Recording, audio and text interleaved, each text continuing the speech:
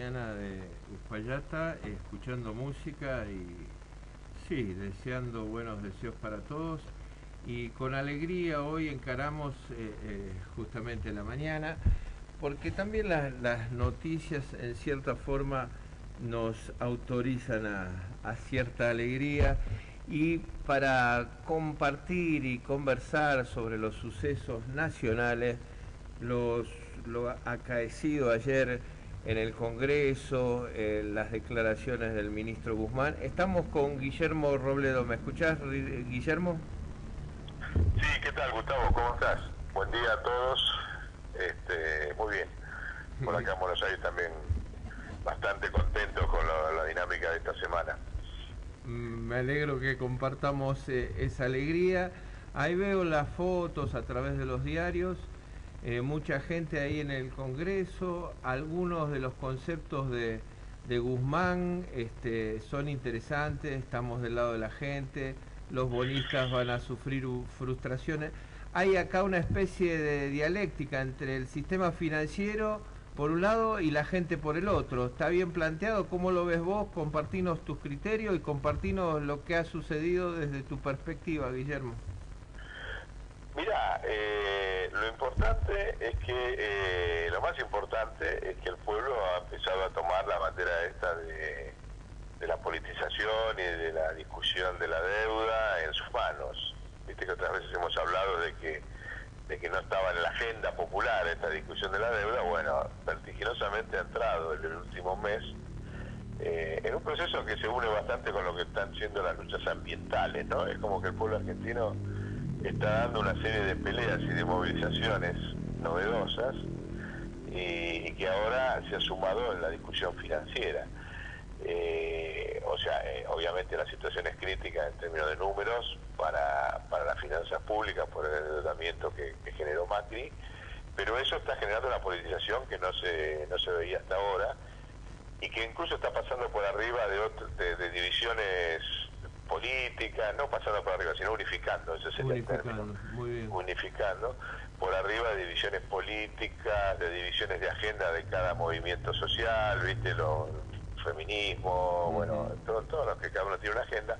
Esto va unificando por arriba, lo cual es un fenómeno muy novedoso, que yo lo veo que está llamado a crecer durante todo el año. O sea, esta no es una polémica que se termina rápidamente. Fíjate que el gobierno, este bono que perfiló o renegoció, no negoció, sino que pateó para adelante, lo pateó hasta septiembre. Eso te da un horizonte de que la discusión va a estar todo el año.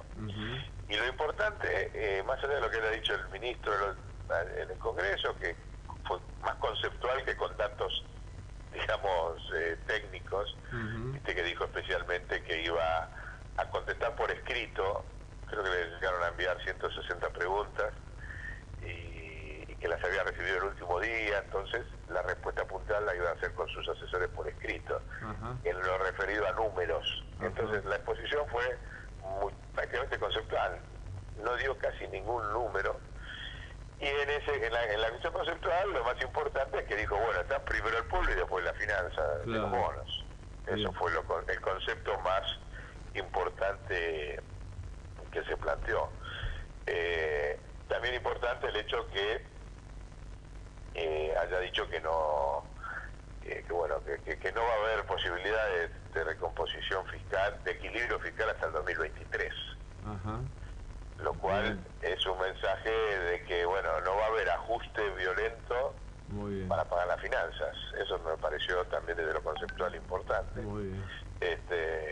Pero te insisto, yo cargo más las pilas en el protagonismo que está haciendo el pueblo, donde, por ejemplo, ayer fue la movilización masiva, donde convergieron distintos sectores, pero el día anterior hubo también expresiones. En una hemos participado nosotros como observatorio, como fundadores, y que la convocó ni más ni menos que Pérez Esquivel. Pues sabés que Pérez Esquivel y Nora Cortiñas habían hecho en el año 2000, cuando era la crisis previa al 2001, un tribunal popular, un juicio popular a el endeudamiento y la deuda externa, en el cual participaron para que te des una idea de lo que fue aquel Estado hace 2 décadas ya. Hugo Moyano como secretario general de la CGT, Víctor de Genaro como secretario general de la CTA, Monseñor Gesaine, bueno, a ese nivel, y produjeron un documento muy importante que fue un preludio en alguna medida del 2001, bueno, toda la crisis que se vino después. Y bueno, retomando aquella iniciativa, Pérez Esquivel convocó a un montón de organizaciones, entre las cuales muchísimas ambientalistas de acá de Capital, a retomar el juicio a la deuda externa y al Fondo Monetario. Muy bien. Y eso se empezó un día anterior en la sede, frente a la sede del Fondo Monetario acá, hubo una movilización que fuimos casi 3.000 compañeros de todas estas organizaciones. Estamos hablando del 11 de febrero. Del 11, claro, perfecto, previo a lo de ayer, ¿no? O sea, por eso te digo que viene creciendo y quedó constituido ese tribunal que va a empezar a unificar, a esparcirse por todo el país, buscando que el tema ambiental se sume a como una cuestión central, porque viste que estos muchachos del fondo vienen siempre con planes extractivistas, digamos, ¿no? Extractivistas para poder monetizar y seguir fugando capitales.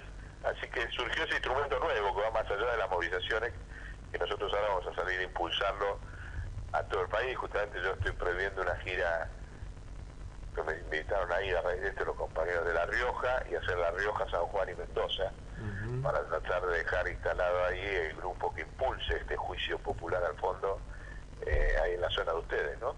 Así que por eso te digo que estamos contentos, porque se va politizando y uniendo el campo nacional y popular en torno al tema financiero, ¿no?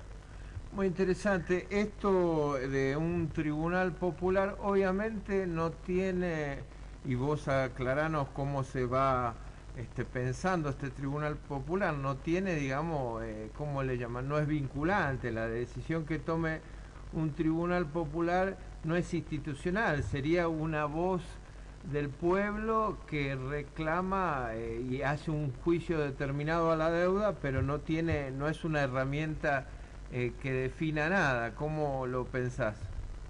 No, bueno, ahí justamente, como esto es tan incipiente, está en términos de elaboración entre todos, para dar un salto cualitativo respecto de lo que vos acabas de decir. Ese perfil que vos decís es el que hizo Adolfo Pérez Esquivel y los dirigentes que te mencioné recién hace 20 años. Ahora nosotros queremos hacer algo que tenga las dos patas. Bien, bien. O sea, una pata de esas características, que es una pata de campaña y de formación de conciencia popular sobre lo que significan las finanzas y las deudas, y una pata institucional que pasa por dos objetivos, que es lo que tenemos que terminar de consensuar, que está bastante avanzado. Una es la derogación de la Ley de Entidades Financieras, de la dictadura, que es el corazón para nosotros del problema de la deuda y del ataque a la cuestión ambiental y social. Y el otro es una denuncia a la Comisión Nacional de Defensa de la Competencia, que ese es un órgano que depende del Poder Ejecutivo, digamos, con todo un planteo jurídico nuevo, novedoso, que vincula, ni más ni menos que, lo tenemos bien elaborado, el tema de la defensa de la competencia con el orden público. El orden público es una categoría jurídica de máximo nivel, que tuvo un grandísimo desarrollo justamente hasta que llegó la Ley de Entidades Financieras en la Argentina, con jurisprudencia de la Corte, con todo un desarrollo muy de fondo, y que nosotros nos planteamos desempolvar y ponerlo otra vez en vigencia, ¿no? Porque es muy paralelo de que a partir de que estuvo vigente la Ley de Entidades Financieras de la dictadura, lo que necesita es el desorden público, lo contrario, ¿entendés? Y es lo que han hecho acá con el sistema financiero. Entonces la idea esa es nuestra idea como observatorio, que vamos a presentar al tribunal, de que pegue un salto cualitativo en estos dos caminos. Y hay voluntad. Está participando también la gente de ATAC. ¿Viste? Sí. Los que exigen una tasa a nivel, la tasa Tobin a nivel internacional, ¿no? Exacto, o sea que hay una dimensión institucional también, no solamente de formación de conciencia popular sobre el tema. Así que vamos a ver, no te lo puedo afirmar de que el grupo camine por ahí, pero nosotros que ya empezamos a caminar por ahí, y de hecho, bueno, el observatorio planteó con varios de sus compañeros la nulidad formal, o sea, del acuerdo con el fondo, no de toda la deuda, pero sí del acuerdo con el fondo, viste esto que ha salido en los medios. Así que la idea que tenga que no sea solo una cuestión testimonial y política, sino también que obligue o que genere herramientas nuevas como esta de desempolvar la vieja doctrina de no sé si lo hablamos alguna vez del caso CIR del TEC, no, cuente. Bueno, en la década del 70, justamente cuando el orden público era una categoría sobre la cual se pronunciaba la Corte Suprema de la Nación en instancia de apelación, hubo un juez que se llamó Salvador María Lozada, con el cual nosotros trabajamos, que tiene 91 años y sigue lúcido. Estuvo en Mendoza hace muchos años hablando de la deuda, sí. Bueno, exacto, porque trabajó después el tema de la deuda, pero él pasó a tener un prestigio muy alto, más allá de que era era el presidente de la Asociación de Universidades Católicas, de los abogados católicos en la década del 70. Él fue el presidente del juez de una quiebra que se llamó SWIFT del TEC, que fue muy conocida en aquella época, porque SWIFT era el frigorífico, la sucursal inglesa de un frigorífico, de una cadena frigorífica inglesa que se llamaba del TEC, y que se presentó en concurso acá en Buenos Aires, la sucursal del TEC, la sucursal SWIFT. Y Lozada, que era una cosa sin precedentes que después ratificó la Corte, le extendió la quiebra a la casa matriz en Londres. En Londres y en Canadá, creo que eran los dos lugares. O sea que un fenómeno que era, desde luego los tipos apelaron a la Cámara, viste, habrán hecho ahí algunos chanchullos y le volteó el fallo al juez Lozada de primera instancia de que la casa matriz tenía que responder por las deudas generadas acá por la sucursal, se lo volteó. Y cuando apelan a la Cámara, cuando apelan a la Corte, por razones de orden público, por eso te estoy trayendo esa categoría que hay que estudiarla y desempolvarla, ratificó a Lozada y efectivamente la casa matriz tuvo que pagar la quiebra. La quiebra, lógico, muy bien. La quiebra de la sucursal local. Entiendo. Eso es, ¿por qué lo desempolvamos nosotros como un eje? Porque ese fallo jurisprudencial volvió a reflotar en la crisis del Corralito en el 2001. Y eso me lo contó a mí orgulloso el juez Lozada. Dice, eso fue una lástima, dice, porque un juez de Río Negro le extendió la obligación de pago a la sucursal central internacional del Banco Nacional del Laboro con un plazo fijo de una ahorrista de Río Negro que acá no se lo pagaba la sucursal. Y se basó en aquella doctrina de la Corte. Interesante. O sea que hay un antecedente financiero, que es donde nosotros decimos que tiene plena validez acá, cuando se dice, bueno, se dice genéricamente que la deuda la tiene que pagar los que la generaron y qué sé yo. Bueno, el caso SWIFT del TEC y el antecedente jurídico del 2001 allá en Río Negro permite un desarrollo, digamos, judicial para ir sobre los paraísos fiscales. Que es donde sabemos que se fugó la plata. ¿Entendés? Interesante. Entonces, ese planteo, contestando a tu pregunta original, es un planteo que no es solamente testimonial y de información política, sino que es institucional. Acá si hay un fiscal o un juez, si aparecen nuevos jueces con la reforma judicial que se está imaginando ahora y demás, lo tendría que hacer en una Corte Suprema, lo podría hacer de oficio en una Corte Suprema, eso, tiene todas las facultades, obviamente no lo va a hacer esta, pero sí una Corte Suprema ampliada, digamos que nosotros lo estamos peleando, o sea, de que la Corte se amplíe a 12, 15 miembros, y esa Corte tendría todas las facultades para poner en vigencia esta doctrina de SWIFT aplicado al sistema financiero en la Argentina. Por ahí vamos, por ahí vamos. No, interesante que un trabajo que se viene haciendo como el de ustedes, del Observatorio de la Riqueza, pueda aportar a un tribunal, digamos, a una institución creada en el llano, vamos a decir así, y que sumemos inteligencia y que después, bueno, se reclame herramientas concretas a las instituciones. Me parece interesante, me parece que hay un montón de cosas ahí para ir pensando como sociedad. Este tema que vos decías antes de la ley de entidades financieras, yo gracias a el último audio que nos enviaste, me puse a leer la ley de entidades financieras, un poco tardíamente, ¿no? Porque es una deuda que yo tenía, como no había leído antes, siendo que me interesa tanto este tema de las finanzas. No, y ahí veo este permiso que se le da a los bancos, a todas las entidades financieras de obtener capitales extranjeros por su cuenta y después de hacer préstamos en dólares. Este tema de la circulación bimonetaria en la Argentina es un tema complejo, ¿no? Porque parte de la sociedad lo aceptó y está bastante instalado. ¿Te parece que ese es el meollo también de la ley de entidades financieras o hay más puntos?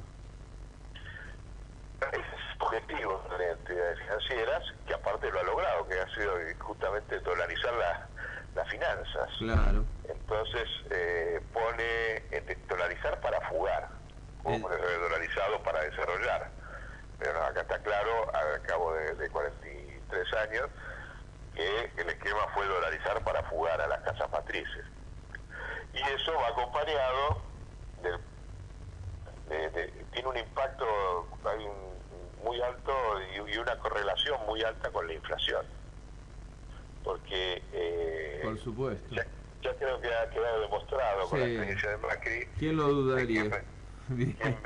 Que la mentira de que la emisión la produce la inflación, que la inflación la produce la emisión, eso. O que la producen los salarios. Creo que la experiencia de Macri ha quedado demostrada que no es, porque bajaron la emisión, bajaron los salarios y la inflación se aumentó.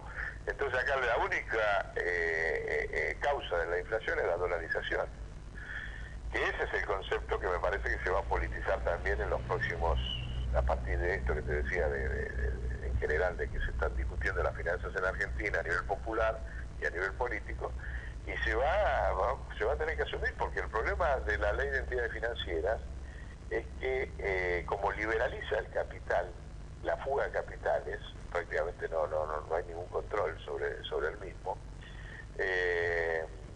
y a la par se ha producido a lo largo de 43 años una desnacionalización muy grande de los principales sectores económicos. Esos sectores económicos tienen un objetivo, que es mandar dólares a las casas matrices, así de sencillo. Y entonces ahí aumenta la dolarización y la inflación, porque para poder mandar muchos dólares tiene que aumentar los precios. Así es. Esa es la verdadera causa de la inflación. Cuando vos ves la evolución de la relación entre proporción de economía nacional y dolarización, históricamente, al cabo de 70 años, la relación es directa. Exacto. Entonces ahí hay un problema de fondo, digamos, no difícil desde el punto de vista de gestión de Estado para solucionarlo, porque lo solucionás, viste, como decimos nosotros, vía la inteligencia artificial, tenés todos los datos, y esto me lo dijo Marco del Pon antes de ser funcionaria, dice, si en una semana nosotros le contamos las costillas a los costos de todos los productos con la inteligencia artificial, a los costos, no a los precios. Entonces, bueno, es un problema de visión política ahí, ¿no? De ponerle cascabel del gato al poder monopólico y a la dolarización. Y eso va en el marco de la ley de entidades.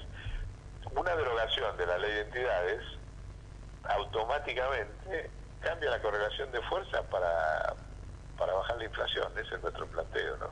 Hay una relación directa de matar la inflación, que es el problema que lleva a que el pequeño ahorrista busque refugiarse en el dólar, pero no está el problema del pequeño ahorrista, ¿viste? El que va y compra $100, $200 del mes, si le queda un manguito del sueldo. No, el problema está, ese va a protegerse de la inflación, ¿quién origina la inflación? Ese pequeño ahorrista, no, el monopolio dolarizado es el que genera, y después va de arrastre, ¿viste? aunque ya son muy pocos, porque hay muy pocos argentinos que tienen capacidad de ahorro, casi el 5% nada más de los argentinos tenemos capacidad de ahorro. Pero bueno, la ley de identidad es el corazón del problema, de la dolarización, de la inflación y del endeudamiento, ¿no? Y nosotros creemos que se va a ir ahí a una... Va a haber, como te decía, todo el año, un debate creciente sobre estos temas. Ayer mismo, cuando estaba leyendo a la madrugada que me desperté, viste, hay noches que te despertás y como lo de ayer fue muy fuerte, leía con sorpresa de que los gobernadores, a raíz del discurso de Guzmán, están planteando en poco tiempo volver a emitir las monedas locales, provinciales. Mira qué interesante. Algo que empezamos charlando en algún otro programa. Claro que sí. Ayer los gobernadores prevén que producto del problema, del tema del default de otros bonos y demás, ellos no van a poder renovar financiaciones. No dice, ojo, está en la nota periodística que está en las redes, ¿no? Ajá. Serio, de un periodista muy serio, se llama De Loca. Bien. Si podés, envíamelo el texto. Te lo envío. Él dice que están debatiendo silenciosamente, que no lo quieren plantear ahora para no complicarle la vida a Guzmán, pero prevén una caída de recaudación de impuestos en sus provincias que los va a llevar, calculan en julio, a volver a reflotar las monedas, o cuasi monedas, o bonos, el nombre que le quieran poner, pero la realidad es que son monedas, ¿no? Así que yo te digo que esto recién empezó, esta discusión, va a ser vertiginoso el debate, ¿no? Muy bien. Guillermo, estas son las noticias de todo esto. Estas son las noticias. Yo particularmente me entusiasma lo que nos contás de tu viaje para esta zona de Cuyo y estos tribunales populares. Bueno, estaría bueno que esto empiece también a llegar aquí a Mendoza, esta relación entre las finanzas, el ambiente. Creo que es central. Quizá lo que haga falta es que las poblaciones nos pongamos más a estudiar seriamente estos temas, porque si realmente queremos cuidar el ambiente, evidentemente este tema monetario es esencial. Así que yo particularmente creo que lo dejaría ahí en puntos suspensivos para que lo vayamos tratando en dosis, digamos, estos temas monetarios, insistiendo y ir yendo, sí, a un juicio popular en el sentido de que la población tiene que comprender estos temas, es casi un deber moral para cuidar el ambiente, porque no podemos dejar el problema a los gobernantes que después tienen que pagar sus cajas, sus empleados, su obra pública, etcétera, etcétera. Así que por mi parte, por hoy lo dejaría ahí y te dejaría a vos el cierre, que te explayes con lo que quieras cerrar. No, mirá, sí, coincido con lo que vos decís, cierre cortito, lo que vos sintetizaste bien, de que es una dinámica entre pueblo y Estado. Muy bien. Digamos, ¿no? Y donde justamente la unión del tema ambiental con ponerle una traba de fondo al Fondo Monetario, que el Fondo Monetario viene a financiar siempre políticas extractivistas. Exacto. Es la gran oportunidad de quebrar ese paradigma, digamos, ¿no? Y yo creo que la Argentina, el pueblo argentino va en ese camino, inevitablemente. ¿No? Así como los gobernadores ya prevén las monedas, bueno, nosotros esto va a ir creciendo por ese lado, y no hay posibilidad ya de presión extractivista que garantice el flujo de fondos. Por eso no pude dar ningún dato ayer concreto, ¿no?